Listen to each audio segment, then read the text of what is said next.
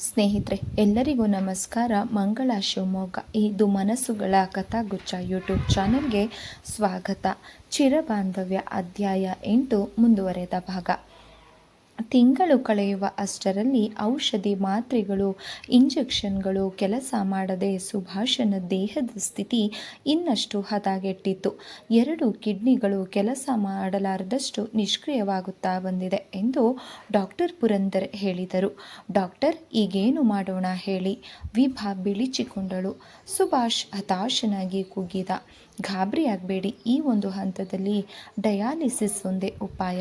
ಆದರೆ ಡಾಕ್ಟರ್, ಇಷ್ಟು ದಿವಸ ಹೀಗೆ ಡಯಾಲಿಸಿಸ್ ಮೇಲೆ ಬದುಕಲು ಸಾಧ್ಯ? ಸುಭಾಷ್ ಕಡೆಗುಂದಿದ. ನಿಜ, ನಿಮ್ಮ ಪ್ರಶ್ನೆ ಸಹಜವೇ. ಯಾರಾದರೂ ಕಿಡ್ನಿ ದಾನಿಗಳಿಂದ ಒಂದಾದರೂ ಕಿಡ್ನಿ ದಾನ ಪಡೆದು ನಿಮಗೆ ಟ್ರಾನ್ಸ್ಪ್ಲಾಂಟ್ ಮಾಡಬೇಕು.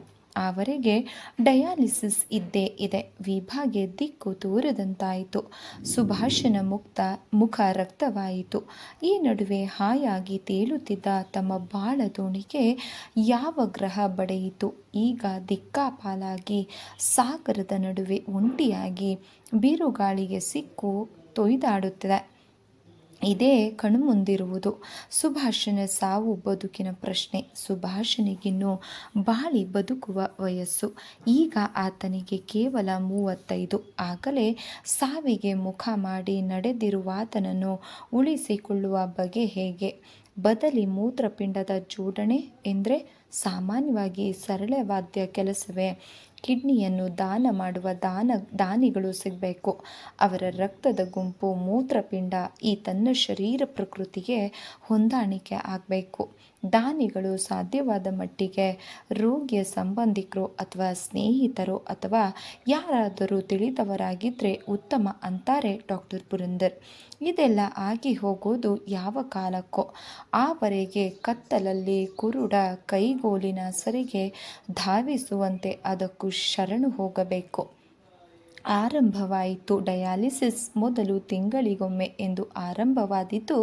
ನಂತರ 20 ದಿನಕ್ಕೊಮ್ಮೆ, 15 ದಿನಕ್ಕೊಮ್ಮೆ ಮತ್ತು 10 ದಿನಗಳಿಗೊಮ್ಮೆ, ಆಮೇಲೆ ವಾರಕ್ಕೊಮ್ಮೆ ಎಂದಾಯಿತು. ಡಯಾಲಿಸಿಸ್ಸನ್ನು ಅಳವಡಿಸಿಕೊಂಡು ಗಂಟೆಗಟ್ಟಲೆ, ದಿನಗಟ್ಟಲೆ ನರಳುತ್ತಾ ಕೂಡುವ ಸುಭಾಷನ ಸಂಕಟವನ್ನು ನೋಡಲಾರದೆ ವಿಭಾ ಕಣ್ಣೀರಿಡುವಳು. ಅವರೊಂದಿಗೆ ಇವಳಿಗೂ ಆಸ್ಪತ್ರೆಯ ನಿತ್ಯ ಯಾತ್ರೆ. ವೈದ್ಯರು, ತಜ್ಞರು, ದಾದಿಯರು ಮತ್ತಿತರರ ದಿವ್ಯ ದರ್ಶನ. ಈ ನಡುವೆ ವಿಭಾಳನ್ನು ಒಳಗೊಂಡಂತೆ ಹತ್ತಿರದವರ ಸಂಬಂಧಿಗಳ ರಕ್ತ ಪರೀಕ್ಷೆ ಹಾಗೂ ಇನ್ನಿತರ ತಪಾಸಣೆಗಳನ್ನು ನಡೆಸಲಾಯಿತು. ಆದರೆ ಬಿ ನೆಗೆಟಿವ್ ಎಂಬ ಅಪರೂಪದ ರಕ್ತದ ಗುಂಪಿಗೆ ಸುಭಾಷ್ ಸೇರಿತು. ಆದರೆ ಯಾರ ಕಿಡ್ನಿಯೂ ಈತನಿಗೆ ಹೊಂದಾಣಿಕೆ ಆಗ್ತಿರಲಿಲ್ಲ. ಅಕ್ಕ ವಿನಯಾಳದ್ದು ಸಹ ಬಿ ಪಾಸಿಟಿವ್ ಆಗಿದ್ದರಿಂದ ಅವಳದ್ದು ಹೊಂದುವ ಸಾಧ್ಯತೆಯೇ ಇರಲಿಲ್ಲ. ಒಬ್ಬನೇ ತಮ್ಮನ ತವರಿನ ಕುಡಿಯ ಕಷ್ಟಕ್ಕಾಗಿ ಮರುಗಿ ಫೋನ್ ಸಂದೇಶ ನೀಡಿದಳು ವಿನಯ. ಎಷ್ಟು ಖರ್ಚಾದರೂ ಸಹ ನಾನು $1 ಕಳಿಸ್ತೇನೆ ದಾನಿಗಳನ್ನು ಹುಡುಕಿ ಎಂದು. ಆದರೆ ಅದು ಸುಲಭ ಸಾಧ್ಯವಾದ ಕೆಲಸವಲ್ಲ. ಪತ್ರಿಕೆಗಳಲ್ಲಿ, ದೂರದರ್ಶನಗಳಲ್ಲೂ ಸಹ ಪ್ರತಿಯೊಂದು ವಿಷಯವನ್ನು ಪ್ರಚಾರ ನೀಡಲಾಯಿತು. 3 ತಿಂಗಳಾದರೂ ಸಹ ಯಾವುದೇ ಒಂದು ಪ್ರಯತ್ನವೂ ಫಲಕಾರಿಯಾಗಲಿಲ್ಲ. ಸುಭಾಷ್ ದಿನಕ್ಕೂ ಅಶಕ್ತನಾದ. ಹಾಸಿಗೆಗೆ ಅಂಟಿಕೊಂಡ. ಕಣ್ಣುಗಳ ಕೆಳಗೆ ಕಪ್ಪು ವೃತ್ತಗಳು ದಟ್ಟವಾಗ್ತಾ ಹೋದವು. ಅವನ ಸದೃಢ ಪುಷ್ಟದ ಶರೀರ ಗೆದ್ದಲು ಹಿಡಿದ ಮರದಂತಾಯಿತು.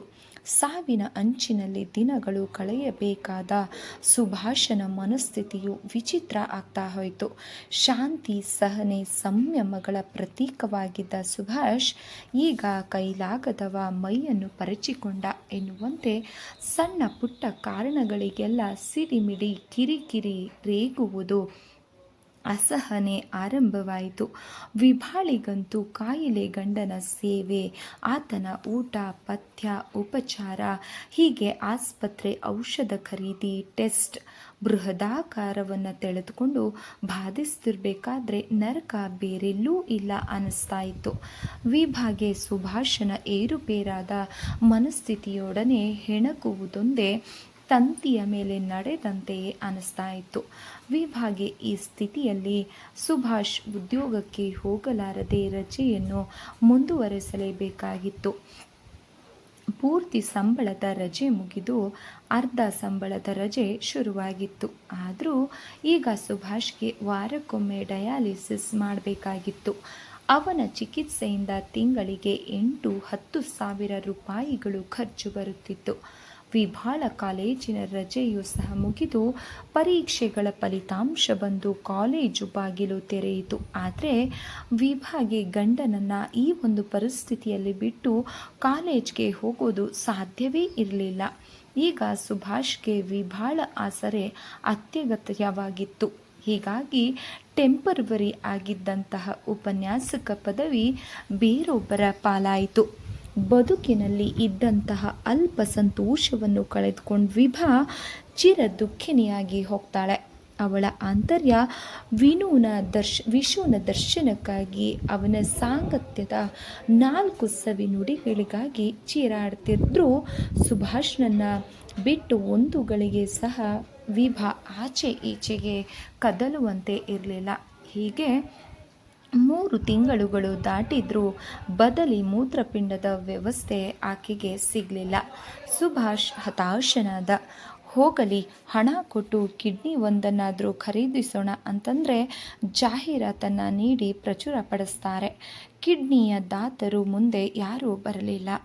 ಬದುಕಿನ ನಿರೀಕ್ಷೆಯನ್ನೇ ಕಳೆದುಕೊಂಡ ವಿಭಾಗಂತೂ ಆತ್ಮಹತ್ಯೆ ಒಂದೇ ದಾರಿ ತನಗುಳಿದಿರುವುದು ಎಂದೇ ಆಕೆ ನಿರ್ಧರಿಸ್ಕೊಳ್ತಾಳೆ. ವಿನಯ ಸಹ ಶಿಕಾಗೋನಿಂದ ತಮ್ಮನನ್ನು ನೋಡಲು ಬಂದು ಹೋಗ್ತಾಳೆ. ಬಂದವಳು 1-2 ವಾರಗಳಲ್ಲೂ ಇಲ್ಲೇ ಇದ್ದು ಧೈರ್ಯ ಸಹ ಹೇಳ್ತಾಳೆ. ಕೈ ತುಂಬ $ಗಳನ್ನು ಬಂದವಳು ತಂದಿರ್ತಾಳೆ. ಯಾವುದಕ್ಕೂ ಸಂಕೋಚ ಬೇಡ ವಿಭಾ. ಹಣ ಬೇಕಾದರೆ ಬರೆಯಿರಿ. ಇಲ್ಲ, ಇಲ್ಲಿ ಸಾಧ್ಯವಾಗಲಿಲ್ವಾ, ಶಿಕಾಗೋಗಾದರೂ ಕರೆದುಕೊಂಡು ಹೋಗೋಣ ಎಂಬ ಆಶ್ವಾಸನೆಯನ್ನು ಸಹ ನೀಡಿ ತನ್ನ ಗಂಡ ಮಕ್ಕಳನ್ನು ದೂರದ ದೇಶದಲ್ಲಿ ಬಿಟ್ಟಿರಲಾರದೆ ಆಕೆ ಹೊರಟು ಹೋಗ್ತಾಳೆ. ವಿನಯ ಕೊಟ್ಟು ಹೋದ ಹಣವು ಡಯಾಲಿಸಿಸ್ಗೆ ಖರ್ಚಾಗಿ ಹೋಗಿತ್ತು. ಸುಭಾಷ್ಗೆ ವಿಭಾ ಕೂಡಿಟ್ಟ ಹಣ 2 ಸಹ ಖಾಲಿ ಆಗ್ತಾ ಹೋಯಿತು. ಮತ್ತೆ ವಿನಯಾಳನ್ನು ಕೇಳಲಿಕ್ಕಾಗಿ ಸಾಕಷ್ಟು ವಿಭಾ ಸಂಕೋಚ, ಅಭಿಮಾನ ಕೂಡ ಅಡ್ಡಿ ಬರುತ್ತೆ. ಆದರೆ ಜೊತೆಗೆ ವಿಭಾಗೆ ಈಗ ಕೆಲಸ ಸಹ ಇಲ್ಲ. ಸುಭಾಷ್ಗೆ ಅರ್ಧ ಸಂಬಳದ ರಜೆ, ಸಂಸಾರದ ಖರ್ಚು, ವೈದ್ಯಕೀಯ ವೆಚ್ಚದ ಬಿಲ್ಲುಗಳು ವಿಷದಂತೆ ಆಕೆಯ ಹಿಂದೆ ಬರ್ತಿತ್ತು. ಇನ್ನು ಮೂತ್ರಪಿಂಡದ ಕನಸಿನ ಮಾತಿ ಸರಿ. ಅವನನ್ನು ಕಳೆದುಕೊಳ್ಳಲು ಇನ್ನೂ ತಾನು ತಯಾರಾಗಬೇಕು ಎಂದು ವಿಭಾ ಎದೆಯನ್ನು ಗಟ್ಟಿ ಮಾಡಿಕೊಂಡಳು. ಆರ್ಥಿಕ ಮುಗ್ಗಟ್ಟು, ಮಾನಸಿಕ ವೇದನೆ, ಸುಭಾಷನ ಕೋಪ, ತಾಪ, ನರಳಾಟ, ಕಿರಿಕಿರಿ, ಆಸ್ಪತ್ರೆಗೆ ಅಲೆತ ಇವುಗಳ ದಾಳಿಗೆ ಸಿಕ್ಕು ವಿಭಾ ನಲುಗಿ ಸೊರಗಿ ಹೋದಳು. ಇನ್ನು ನನ್ನಿಂದ ಆಗದು. ವಿಶು ಒಮ್ಮೆ ಆದರೂ ವಿಶ್ವಾಸನನ್ನು ಕಂಡು ವಿಭಾ ಅಂಗೈಯಲ್ಲಿ ಮುಖ ಮುಚ್ಚಿಕೊಂಡು ಬಿಕ್ಕಿ ಬಿಕ್ಕಿ ಅತ್ತಳು. ತನ್ನ ವಿಭಾ ದುಃಖಿಸುವುದನ್ನು ನೋಡಲಾರದೆ ವಿಶ್ವಾಸ್ ಕರಗಿ ಹೋದ. ವಿಭಾ, ಪ್ಲೀಸ್, ನೀನು ಹೀಗೆ ಅತ್ರೆ ನನ್ನ ಕೈಲಿ ನೋಡೋಕ್ಕೆ ಆಗುವುದಿಲ್ಲ. ತಾಳ್ಮೆ ತಂದುಕೋ, ಶಾಂತವಾಗಿ ಕುಳಿತು ಆಲೋಚಿಸೋಣ. ಯಾವುದಾದರೂ ಒಂದು ಉಪಾಯದ ದಾರಿ ಹೊಳೆಯುತ್ತದೆ ಎಂದ. ವಿಶು, ಇನ್ಯಾವ ದಾರಿ ಉಳಿದಿದೆ? ಎಲ್ಲ ಮುಚ್ಚಿ ಹೋಗಿದೆ ಅಲ್ಲ ವಿಭಾ. ನಿನಗೋಸ್ಕರ, ನಿನ್ನ ಸುಖ ಸಂತೋಷಕ್ಕೋಸ್ಕರ ನಾನು ಏನಾದರೂ ಮಾಡಬಲ್ಲೆ. ಈಗ ಏನಾದರೂ ಹಣದ ಅಗತ್ಯವಿದೆಯೇ? ಈಗಾಗಲೇ ಬೇಕಾದಷ್ಟು ಕೊಟ್ಟಿದ್ದೀಯಾ ವಿಶು. ಇನ್ನು ಎಷ್ಟೊಂದು ನಾನು ನಿನ್ನ ಮೇಲೆ ಭಾರ ಏರಿಸಲಿ ಹೇಳು ವಿಶು. ವಿಭಾ, ನೀನು ಹಾಗೆಲ್ಲ ಯೋಚಿಸಬಾರ್ದು. ನನ್ನದೆನ್ನುವುದೆಲ್ಲ ನಿನ್ನದೇ ಅಲ್ಲವೇ? ಅಲ್ಲ ಎಂದು ಯಾವ ಬಾಯಲ್ಲಿ ಹೇಳಲಿ ವಿಶು. ಆದರೂ ಹೀಗೆ ಹಣವನ್ನು ತೆತ್ತು ತಿಂಗಳಿಗೆ ಸಾವಿರಾರು ರೂಪಾಯಿಗಳನ್ನು ಸುರಿದು ಡಯಾಲಿಸಿಸ್ ಮಾಡುತ್ತಾ ಹೋದರೆ ಇದಕ್ಕೆ ಕೊನೆಯಲ್ಲಿ ಅಂತ ಯೋಚನೆ ಆಗ್ತಾ ಇದೆ. ವಿಭಾ, ಏನು ವಿಶ್ವ, ನಾನೊಂದು ಮಾತು ಹೇಳಲ ಹೇಳು ವಿಶು. ನಿನ್ನ ಪರದಾಟ ನೋಡಲಾರದೆ ನಾನು ನಿನ್ನೆ ರಕ್ತ ಪರೀಕ್ಷೆಯನ್ನು ಮಾಡಿಸಿಕೊಂಡೆ. ಆಶ್ಚರ್ಯ ಅಂತಂದರೆ ನನ್ನದು ಸಹ B ನೆಗೆಟಿವ್ ಗುಂಪಿನ ರಕ್ತ. ಹೌದಾ ವಿಶು? ನಿಜವಾಗ್ಲೂ ಹೌದು ವಿಭಾ. ಇನ್ನು ವಿವರವಾಗಿ ಡಾಕ್ಟರ್ ಪುರಂದರ್ ಪರೀಕ್ಷೆ ಮಾಡಲಿ. ನನ್ನ ಕಿಡ್ನಿ ಹೊಂದೋದಾದರೆ ನಾನು ದಾನಿಯಾಗಲು ಸಿದ್ಧ ಎಂದು ದೃಢವಾಗಿ ವಿಶ್ವಾಸ್ ಹೇಳ್ತಾನೆ. ವಿಶು ವಿಭಾ ಉದ್ವೇಗದಿಂದ ಚೀರಿದಳು. ನಿನ್ಗೇನಾದರೂ ಹುಚ್ಚು ಹಿಡಿದಿದ್ಯಾ? ತಲೆ ಸರಿಯಾಗಿದೆಯಾ ಎಂದು ಕೇಳಿದಳು. ಎಲ್ಲ ಸರಿಯಾಗಿಯೇ ಇದೆ ವಿಭಾ. ನಾನಾಗಲೇ ಹೇಳಲಿಲ್ಲವೇ, ನಿನ್ನ ಸುಖಕ್ಕಾಗಿ ನಿನ್ನ ಬಾಳಿಗಾಗಿ ನಾನು ಏನು ಬೇಕಾದರೂ ಮಾಡಬಲ್ಲೆ ಅಂತ. ನಾಳೆ ಕಿಡ್ನಿ ಫೌಂಡೇಶನ್ ಆಸ್ಪತ್ರೆಗೆ ಹೋಗೋಣ. ವಿಶು, ನೀನು ಮನುಷ್ಯನಲ್ಲ, ನಮ್ಮ ಭಾಗದ ದೈವವೇ. ಸರಿ, ನಿನ್ನ ರೂಪ ತಳೆದು ನಿಂತಿರಬೇಕು. ವಿಭಾ ಆಶ್ರುಪೂರಿತಳಾಗಿ ನೋಡಿದಳು. ಬೇಡ ವಿಶು, ನಿನ್ನ ಪ್ರಾಣವನ್ನು, ಆರೋಗ್ಯ ಭಾಗ್ಯವನ್ನು ಕಳೆದುಕೊಳ್ಳಬೇಡ. ಅದು ನನಗಿಷ್ಟ ಇಲ್ಲ. ಹಠ ಮಾಡಬೇಡ ವಿಭಾ, ನನಗೇನು ಆಗೋದಿಲ್ಲ. ಡಾಕ್ಟರ್ ಪುರಂದರ ವಿಖ್ಯಾತ ತಜ್ಞ ವೈದ್ಯರು, ಅವರ ಮೇಲೆ ನಂಬಿಕೆ ಇಡು ಸಾಕು. ನನಗೆ ನೀನು ಸುಭಾಷ್ ಇಬ್ಬರೂ ಸಹ ಎರಡು ಕಣ್ಣುಗಳಂತೆ. ನಾನು ಯಾರಿಗಾಗಿ ಯಾರನ್ನು ಸಹ ಕಳೆದುಕೊಳ್ಳಲಾರೆ. ಹಾಗೇನೂ ಆಗೋಲ್ಲ, ಧೈರ್ಯವಾಗಿರು. ನಾಳೆ ಡಾಕ್ಟರನ್ನು ಭೇಟಿಯಾಗೋಣ. ಆದರೂ ಇನ್ನೊಮ್ಮೆ ಯೋಚಿಸು ವಿಶು, ಇದು ನಿನ್ನ ಬದುಕಿನ ಭವಿಷ್ಯದ ಪ್ರಶ್ನೆ. ಇನ್ನು ಯೋಚಿಸಲಿಕ್ಕೆ ಏನೂ ಉಳಿದಿಲ್ಲ ವಿಭಾ. ಇನ್ನಾದರೂ ಸಮಾಧಾನವಾಗಿರು. ಸಾಯುವ ಯೋಚನೆಯನ್ನು ನೀನು ಯಾವತ್ತೂ ಮಾಡಬೇಡ. ವಿಶು ಅವಳ ಕೈಗಳನ್ನು ಹಿಡಿದು ಒತ್ತಿದ. ಆ ಒಂದು ಸ್ಪರ್ಶದಲ್ಲಿ ಭರವಸೆಯ ಬೆಳಕು ತುಂಬಿ ಬಂದ ಹಾಗೆಯೇ ಹೊರಟು ಹೋದ ವಿಶ್ವಾಸ್. ಮತ್ತೊಂದು ವಾರದಲ್ಲೇ ಟೆಸ್ಟ್ಗಳೆಲ್ಲ ಮುಗಿದವು. ವಿಶ್ವಾಸ್ ಮೂತ್ರಪಿಂಡದ ದಾನಿಯಾಗಲು ಅರ್ಹ ವ್ಯಕ್ತಿಯಾಗಿದ್ದ. ಈ ಬಗ್ಗೆ ಡಾಕ್ಟರ್ ಪುರಂದರ್ರವರೇ ವಿಶ್ವಾಸ್ಗೆ ಸಂತೋಷದ ಸುದ್ದಿಯನ್ನು ಸಹ ಮುಟ್ಟಿಸಿದ್ರು. ವಿಭಾ ಒಳಗೊಳಗೆ ಅತ್ತುಕೊಂಡಳು. ಸುಭಾಷನ ಆನಂದಕ್ಕೆ ಪಾರವೇ ಇರಲಿಲ್ಲ. ಯಾರು ಡಾಕ್ಟರ್? ಆ ಪುಣ್ಯಾತ್ಮ, ನನ್ನನ್ನು ಈ ನರಕದಿಂದ ಪಾರು ಮಾಡಿ ಜೀವದಾನ ಮಾಡುವ ವ್ಯಕ್ತಿ. ಆತ ಎಲ್ಲಿದ್ದಾನೆ? ಅವನನ್ನು ನಾನು ನೋಡಬಹುದೇ ಡಾಕ್ಟರ್ ಎಂದ. ಆಗಲಿ, ಖಂಡಿತ ಭೇಟಿ ಮಾಡಿಸುವೆ. ಎಲ್ಲ ಸರಿಯಾದ ಮೇಲೆ ಬರುವ ವಾರವೇ ಆಪರೇಷನ್ ಫಿಕ್ಸ್ ಮಾಡೋಣ. ಥ್ಯಾಂಕ್ ಯು ಡಾಕ್ಟರ್ ಎಂದು ಸುಭಾಷ್ ಕೃತಜ್ಞತೆಯಿಂದ ಡಾಕ್ಟರ್ ಪುರಂದರ್ರವರ ಕೈಗಳನ್ನು ಹಿಡಿದುಕೊಂಡ. ವಿಶ್ವಾಸ್ ಮತ್ತು ವಿಭಾಳ ವಿವಾಹ ಪೂರ್ವದ ಕತೆ ಸುಭಾಷ್ಗಾಗಲಿ ಅಥವಾ ಡಾಕ್ಟರ್ ಪುರಂದರ್ಗಾಗಲಿ ತಿಳಿಯದು. ಆತ ತನ್ನ ಸಹೋದ್ಯೋಗಿ ಆಗಿದ್ದವನು ಎಂದು ಮಾತ್ರ ವಿಭಾ ಆತನಿಗೆ ಪರಿಚಯಿಸಿದ್ದಳು. ಮತ್ತೆ ವಿಶ್ವಾಸ್ ಆಸ್ಪತ್ರೆಯಲ್ಲಿ ವಿಭಾಳನ್ನು ಭೇಟಿಯಾದ. ಈಗಲಾದರೂ ಸಂತೋಷವಾಗಿರ್ತೀಯ ತಾನೆ? ಎಲ್ಲ ಆಯ್ತಲ್ಲ. ಆದರೂ ನೀನು ದುಡುಕ್ತಾ ಇದ್ದೀಯಾ ವಿಶು? ಮನುಷ್ಯನ ಒಳ್ಳೆಯತನಕ್ಕೂ ಸಹ ಒಂದು ಮಿತಿ ಇರಬೇಕು. ಹಾಗೇನಿಲ್ಲ ವಿಭಾ, ನಾನು ಒಂದು ರೀತಿಯಲ್ಲಿ ಸ್ವಾರ್ಥಿಯೇ. ಹಾಗೆ ಎಂದ್ರೇನು? ನಾನು ಒಂದು ಕಂಡೀಷನ್ನ ಮೇರೆಗೆ ನನ್ನ ಕಿಡ್ನಿಯನ್ನು ಕೊಡಲು ಒಪ್ಪಿರೋದು. ಕಂಡೀಷನ್ನ? ಅದೇನು ಎಂದು ವಿಭಾ ಚಿಂತೆಗೆ ತೊಡಗ್ತಾಳೆ. ಸಾಕಷ್ಟು ಗೊಂದಲಕ್ಕೆ ಸಿಲುಕ್ತಾಳೆ. ಹೌದು ವಿಭಾ, ನನಗೊಂದು ಪುಟ್ಟ ವಿಭಾಳನ್ನು ನೀನು ಹೆತ್ತು ಕೊಡಬೇಕು. ನಾನದನ್ನು ನನ್ನ ಪ್ರಾಣಕ್ಕಿಂತ ಮಿಗಿಲಾಗಿ ಸಾಕಿಕೊಳ್ಳುತ್ತೇನೆ. ನಿನ್ನ ನೆನಪಾಗಿ, ನಿನ್ನ ಗುರುತಾಗಿ ಪ್ರೀತಿಯಿಂದ ಆಕೆಯನ್ನು ನಾನು ಬೆಳೆಸ್ತೀನಿ. ಇವನು ಹೇಳ್ತಿರೋದಾದ್ರೂ ಏನು, ನಾನು ಮಾಡಬೇಕಾಗಿರೋದಾದ್ರೂ ಏನು ಎಂದು ಒಂದೂ ಸಹ ಅರ್ಥ ಆಗದೆ ವಿಭಾ ಭ್ರಾಂತಳಾಗ್ತಾಳೆ. ಏನು ಹೇಳ್ತಿದೀಯಾ ವಿಶು? ಅದೆಲ್ಲ ನಮ್ಮ ದೇಶದಲ್ಲಿ, ಅದರಲ್ಲೂ ಈ ಒಂದು ಸಂಕುಚಿತ ಸಮಾಜದ ಪರಿಸರದಲ್ಲಿ ಎಲ್ಲವೂ ಸಾಧ್ಯನಾ? ಯಾಕೆ ಸಾಧ್ಯ ಇಲ್ಲ?